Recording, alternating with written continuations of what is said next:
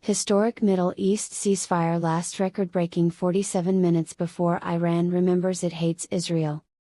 Good evening, this is your satirical news broadcast, fake news you can trust. Bringing you the latest from the sandbox of eternal diplomacy, where peace plans go to die and ceasefire is just Arabic for reload. In what experts are calling not at all surprising, Iran has launched multiple waves of ballistic missiles at Israel, the first direct strike since that beautiful, Trump-brokered April ceasefire that was absolutely, positively going to hold this time.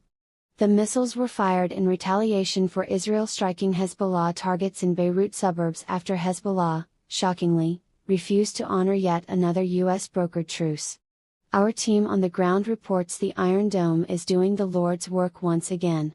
Iranian state media is calling this a measured response, which in diplomatic terms means we aimed for civilians but missed because Allah's aim is as bad as our economy. President Trump has urged Prime Minister Netanyahu to take it easy, big guy, I was this close to a deal.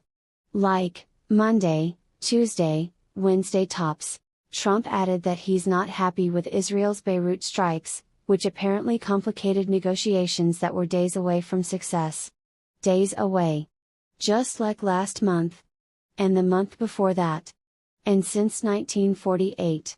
This is straight out of Scripture.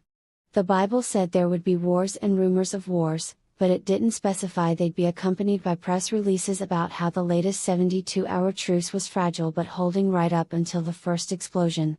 Iran says they'll keep firing for a full week unless Israel stops defending itself in Lebanon. That's like a bank robber demanding you stop locking your doors or he'll rob you harder. Trump's team is already floating surgical strikes on Hezbollah and backchannel nuclear talks, because nothing says lasting peace like asking the world's leading state sponsor of terrorism to please stop sponsoring terrorism for 5 minutes while we get the Sharpie ready for another historic signing ceremony. The UN Security Council is expected to issue a strongly worded statement condemning the violence, followed immediately by a resolution praising Iran's restraint and demanding Israel return to 1967 borders, which they will then ignore while posting another selfie with a keffiyeh. Meanwhile, the average American viewer just changed the channel to watch grass grow, muttering, "Here we go again." As the Prince of Peace once said, "Blessed are the peacemakers." Unfortunately, in this neighborhood, the peacemakers keep getting interrupted by people who prefer blessed are the missile makers. We'll have more on this developing story as soon as the next ceasefire is announced and subsequently violated before the Chiron finishes loading. Stay faithful, stay skeptical, and remember, in the Middle East, the only thing more reliable than rocket fire is the next press conference promising it's all under control.